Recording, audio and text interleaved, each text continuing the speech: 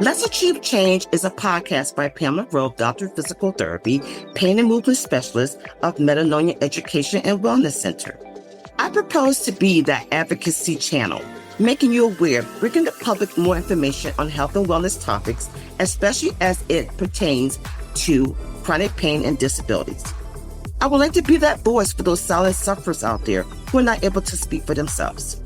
If you'd like to know more about Let's Achieve Change, please visit our website at changeachieve.com or pamelagrove.com.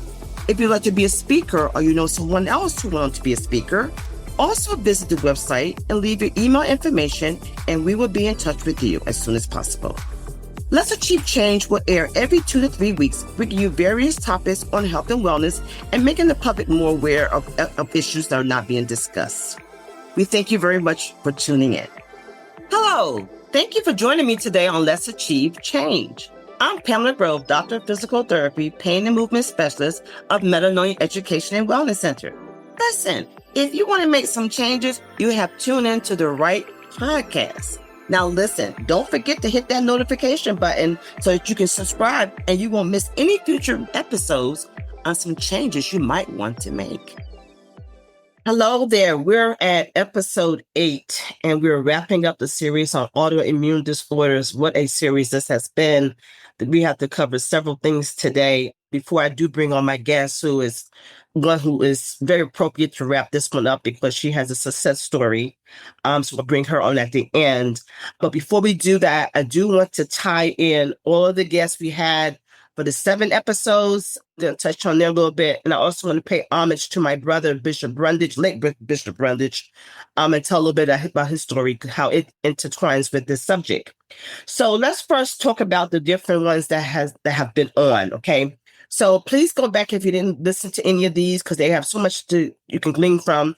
We had Tatiana in the first episode who talked about a fighter to the end and how she had been diagnosed and she had not been treated for a long time with the diagnosis and had like 3 different major diagnoses that she was fighting, including interstitial lung disease. So she was definitely one that was young, starting out with her diagnosis, end up having to deal with it, did go into remission, live with the baby, but all those things that will cover it and her ability to continue to fight despite her, all the things she dealt with the family and peers, okay? So that was Tatiana. In the second episode, we had Alicia, who was a nurse by trade and had been over so many employees, and how she talked about getting up and dressing up and never giving up. And that sort of gave her the encouragement to continue on because she had the rare Behçet's disease, which is such another rare one, took forever to get diagnosed. And what stood out a lot for me for Alicia was that she had to come to determination to the terms that she could no longer do some of the things that her goals she had set out because of the decline of her, some of her cognitive issues and her eye issues. And so she had to reassess her goals. And I think that's very, worthy to talk about, being able to reassess where you are in life. Okay. So that was Alicia. The third one is Jackie. Jackie suffered from RA and had young kids when she got diagnosed and struggled with the young kids trying to help her. So that was very, very pertinent. Struggle with getting on disability, struggle with financial hardships. Her story is so compelling. And, her message was, even through the tears, you can cry, but stay encouraged. Don't give up. Okay. But go ahead and cry. And she's had to share many, many, many tears. And then we had Linda, who was on steroids and gained all this significant weight because the physician did not monitor her. And that also happened to my daughter before we got her in the program to lose her weight. The same thing happened to her. And Linda, I liked her story a lot because she was ridiculed by her doctor. She decided to make a decision. You know what? I'm going to get another doctor. I'm going to lose this weight. She started herself on her own plan and she got off. She was on 17 medications, So hers was, if anyone can do it, if I can do it, anyone can do it. And then we had Lauren. Lauren was funny. She was the young girl who had issues, ended up with eye problems, still cannot drive today, had different types of autoimmune disorders that affected her balance, kept continuing to fall. But she shared humor, talked about how her family always laughed and made humor out of things, and how she was determined to get something that she can do at her own pace. She discussed some wisdom of how people in society do not give those who are disabled a chance, and they just kind of dismiss them as being lazy. So hers was, I finally killed a roach. So hers was funny. Then we had Kim came to the table with a lot of good advice with Sjogren's and disease, which is also one that's not talked about a whole lot, in addition to a psoriatic arthritis. And I liked her. My takeaway from her a lot was that she was, we do this one day at a time. She was determined not to let her diagnoses, which she says she struggled with them, trying to continue to work, not to overwhelm her. She had to learn how to find her rhythm. Okay. And then we had my daughter Tyra for the last one. And Tyra, we couldn't even begin to get into all of her problems. We would bring her back on another episode of autonomic dysfunction. But what I love about Tyra was that Tyra has ability to continue to go on. She has had so many complications, one thing after the next. Every medication that seemed to have been tried on her to get her into remission with the RA has not worked to date. And then she continues to have other medical complications on top of that. But she continues to laugh. She continues to share her humor. And so that was Tyra. So I'm going to conclude at the end of some of the common threads with all of them, but just wanted to share a little bit of a recap for that. Now I'm going to pay homage to my brother. My brother was the late Bishop Darryl Brundidge, and he was diagnosed with a rare disease called Leber's, Lebers, apostrophe S. And although it mimicked MS, multiple sclerosis, in the sense that he became progressively paralyzed, inability to walk on his own and transfer, and had the sensory abnormalities, inability to regulate his body temperature, lots and lots of pain. He had the blindness. And so, this was very catastrophic because Darryl was one that was known all throughout the world. He shared with many, many people, always kept in touch with many, many people, and had a very significant part in many, many people's lives. Unfortunately, it is a genetic link, and that they say it's on the maternal side. So it's not actually an autoimmune disorder, although, like I said, it mimicked multiple sclerosis. He has gone on with, as of August of 2020, and I so greatly miss him. I'm going to share 3 things. There's so many things I can talk about him, and it's just so much because he definitely was my inspiration, my motivator. We were so close.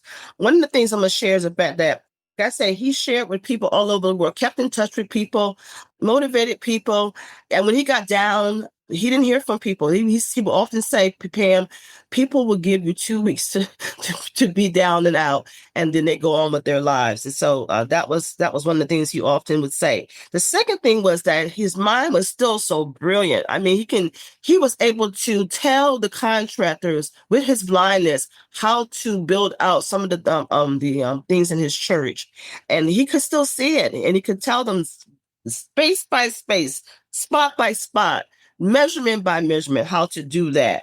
And he will often say things like, if an able-bodied person will use 1/10 of the energy to do what they could do. He was very frustrated about that because he wanted to still do so many things, but he suffered with the pain. He suffered with the fatigue.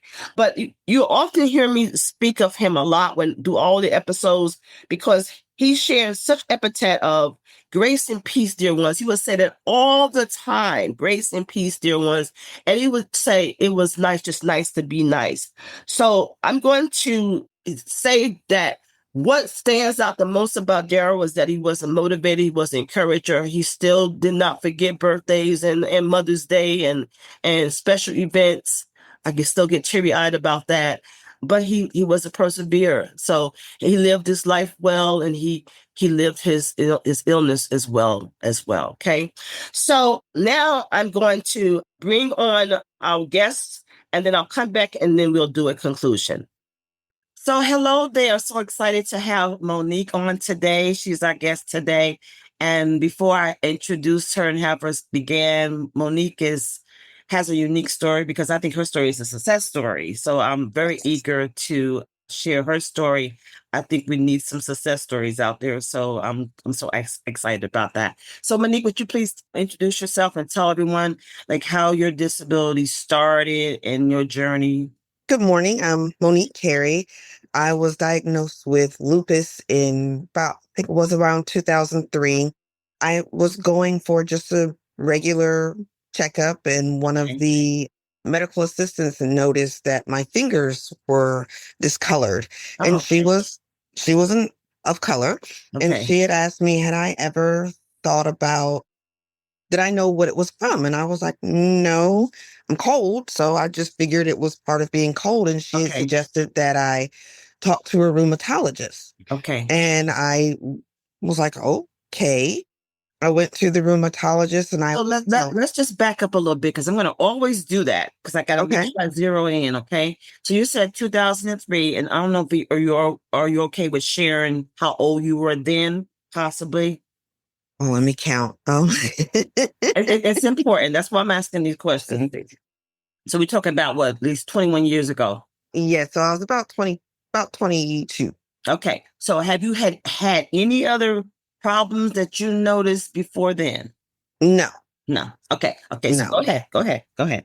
So then I went to the rheumatologist and I really wasn't sure why I was going. I was just following her Okay. suggestion. And I Okay. told him why I was referred to go to find a rheumatologist, and he was saying that those conditions are could be Raynaud's, or it could just be a number of things that was tied to lupus, but he wanted to do a full blood work up on me to And see. and let's just go back because Raynaud's is something that you threw out there, and I know what it is, but the public does not know. So she's saying Raynaud's. So that's another disorder that can be because of different difficulty controlling your body temperature, right? Correct. So Yes, ma'am. and so it was suspecting that. So go ahead, go ahead. And so he wanted to just see if it was just that Uh-huh. or Hmm. anything else.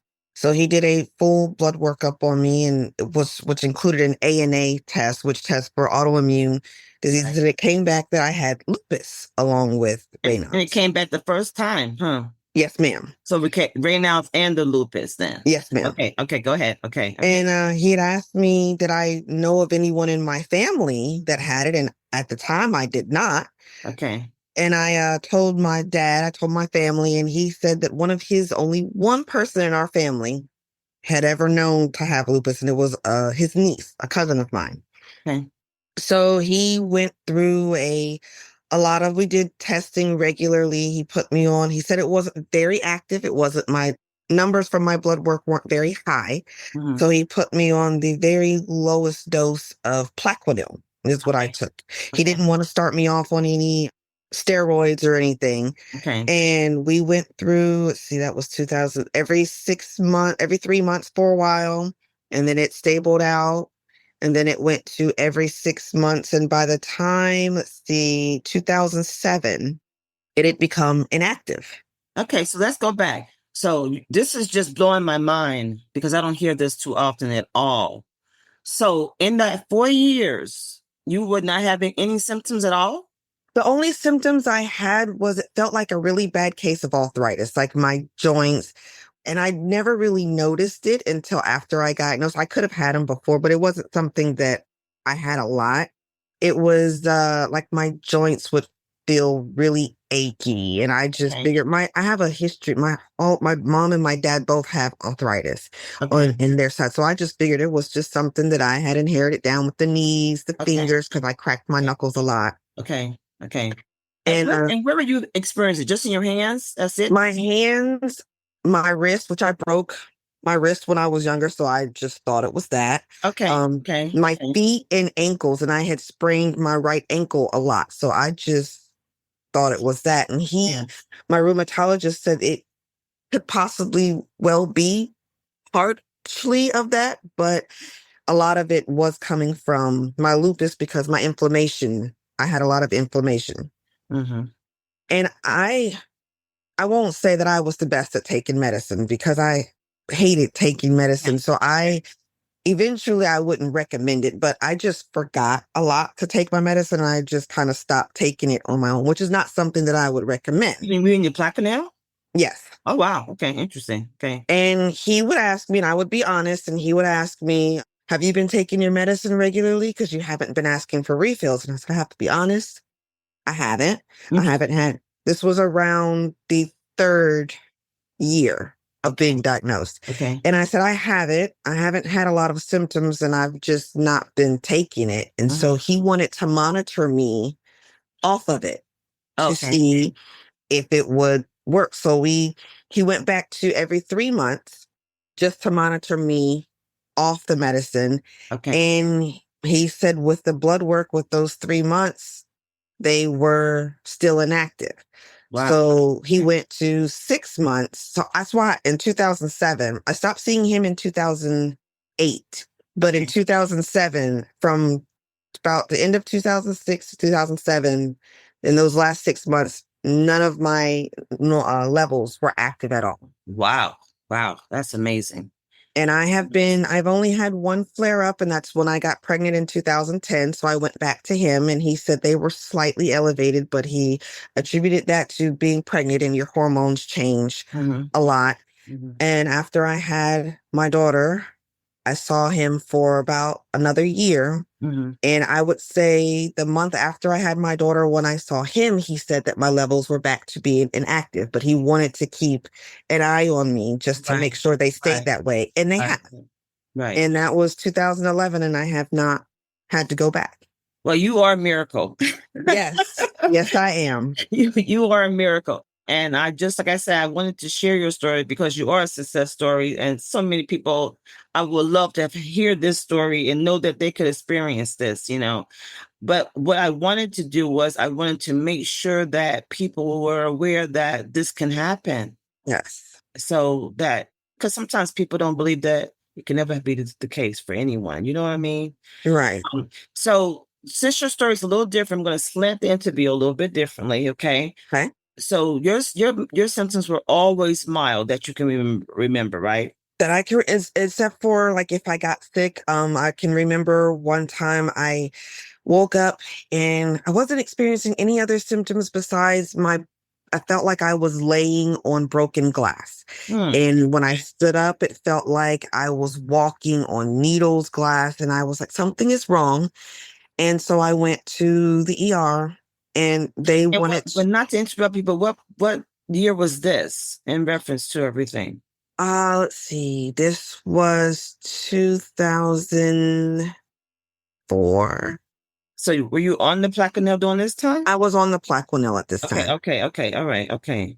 And I went to the ER, and of course, they asked me if I had any history of illnesses, and I told them lupus, and they just wanted to, oh, well, it's your lupus. And I was like, no, Mm-hmm. I know my body and I know how I've been feeling on lupus. This is when I was taking my medicine regularly. And I was like, something is definitely, it could be, but something is definitely flaring it up to where I can barely walk. Mm-hmm. And they kept wanting to just send me home and give me a shot of like a steroid to calm it down. And I was like, well, before you do that, I really need for you to find the underlying cause for it to have flared up. So Okay. it took a fight. It Yeah. took about Yeah. an hour of talking, going back and forth. And they finally, well, we can test you for maybe the flu and bronchitis. I didn't really have any other symptoms. And they tested me for the flu. I had the flu. Wow. Wow. So Wow. that's what was flaring my lupus up Yeah. to the point where I mean, I did accept the steroid shot because it calmed the inflammation down and then it helped the flu go away. But other than that, I haven't had any really Mhm. bad complications. And so what I'm going to do is to piggyback on that was hooray for you because you because you stood up and you were advocate for yourself Yeah. because it seems like there was a little bit of a dismissiveness going on there at that time. Yes. And you did not allow that. So good for that. Okay, good for that. Okay. So let's see.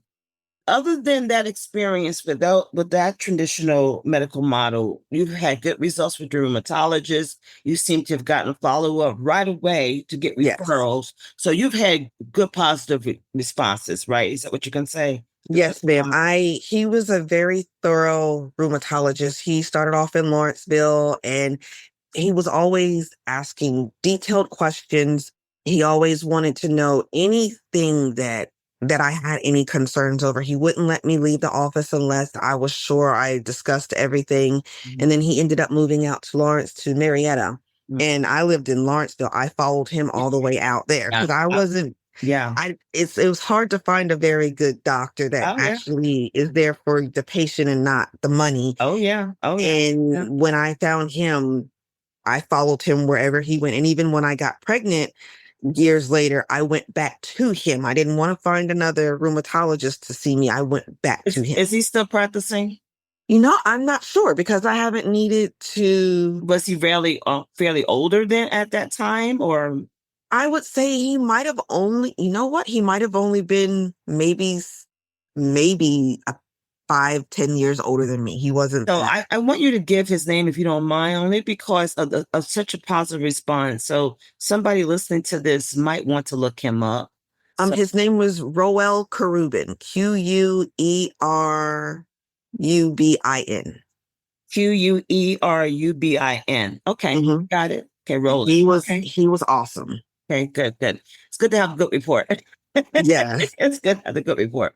So I think you've given me pretty much your journey, but any other suggestions you can make or from basically what you have experienced that could help someone else, you think? I would say, like you were pointing out earlier, advocate for yourself because you know your body. More than doctors even know your own body. Yeah. You know what you're feeling inside. They can only help from the outside looking in, but you know how you're feeling. So advocate. And when she finds someone, when she finds someone, I mean, if you're not getting the results that you think you're getting, it's no problem with switching and finding someone else because you want someone that can take care of you. And then believe, I had a very praying family. Here you go. Now it's coming out. Yes, I didn't want to push that envelope. I was hoping I would hear it. But I said, you know what? I'm not going to push it. So I have to be careful what I say sometimes. So yes, I had a very praying and believing family. And I also found doctors that were of faith. And one of my doctors told me, she said, when she was asking me about any history of illnesses. And I said, well, I've been in remission for lupus for quite some time. And she said, well, I'm a believer. And she said, now I know that's the medical term. She said, but I believe once I'm healed of something, it's gone. So she said, we're not going to say you're in remission. We're going to say you've been healed from lupus. So I have stood on that because once God heals you of something, and you have to stand on belief that he is going to heal you and he has healed you and he will continue to keep you healed. So I'm glad you turned this interview around for me. Sometimes I have to stay on bias, but it's good to let somebody else turn it around. That way then I can really piggyback on that. So that's awesome. Yeah. Yes, ma'am. I was hoping there was a spiritual component in there, but I was like, yes. Pam, keep quiet. Praise God. Now I can say yes. Praise God. All praise to God. So so that's there. There we go. So you had a praying family, and that was miraculous. And I'm so happy for you. I really miracles are not. That would be another thing that you said. If I could give to people, miracles are out there. Yes, they say you have to pray with belief that he will do what he said he's going to do for you, and he will. He will. That's right. There you go. So on that note, I ask this question often, and this question is one that I like to ask because it tells me a lot about who you are, what you think about yourself, and how people know you. So if you were to die tomorrow, I throw this out there continuously. My brother's gone on and he would say, grace and peace, dear one. He would say, it's nice to be nice. And we knew that was Bishop Brundidge. So what would people say about you? What would you say about you? If I had to put you in a chapter in my book, which you will be in, what would be your chapter? What would you say about you? I guess I would have to piggyback off of I won't call him stepdad. I'll call him dad because he's the dad that chose me and continuously chose me. He passed away last Thanksgiving. Wow. I'm so sorry to hear that. He would always say, somebody's got to tell the story. Ooh. And whether that was a funny thing or just to keep going. And I got it tattooed on me because it reminded me of him. But I would have to piggyback off of that and say somebody has to tell our story. Wow. So to keep it going, to keep, the good positivity going, because he was a very positive person, and to keep information going. Okay. So somebody's got to tell the story, and Monique want to tell the story. And then somebody can pick it up and tell it after me. So somebody's got to tell the story. I like that. I like that. Anything else you want to share? I'm so excited that you came on. You have made my morning. Oh, thank you. It was good seeing you too. I miss you. Anything else you want to share before we start? No, just that, if anyone is going through hard times, just stay positive, fight for yourself, make sure you believe in yourself, and keep God number one. Amen. I'm for that, completely for that. Well, good to see you again. Okay. You as well. Okay. Have a blessed one. Okay. You as well. Thank you. Bye-bye now. Okay, so thank you so much, Monique. Oh my God, thank you so much, Monique. I thank you so much for coming on. Like I said, that was a good way to end the autoimmune disorders series. Some of the things that were tie-ins that I think we want to kind of piggyback off, because it's going to go into my next season, and that is, some of the disparities, the health disparities, the need for advocacy. You saw that in a lot of the trends with some of the guests. Okay, we're going to kind of get into that more with the next season. Also, we kind of tied together stress management. We tied together nutrition. We tied together making sure that we didn't give up on our goals, and trying to come together with ideas and changing up on how your approach has to be to life as it is now with your current disorders. There was another common trend of the spiritual component. We heard that quite a bit. The common component about medication regulation, and a big component that I saw was learning who you are, knowing your body, becoming more aware of what you're going through, whether to keep a journal or whether you have to make sure that you are in tune so that you can be well able to advocate for yourself, even if you don't have someone to advocate for you. Okay. So with that being said, we're going to finish out autoimmune disorders. As I mentioned, that we're going to still make sure that I continue with the next season. The next season, we'll be bringing on a lot of guests who are going to, in the health professional area, who are going to speak to some of the disparities, and also those who have been advocates and in their capacity, and how that plays a big part in those who have disabilities, as well as those who are suffering with all different types of ailments.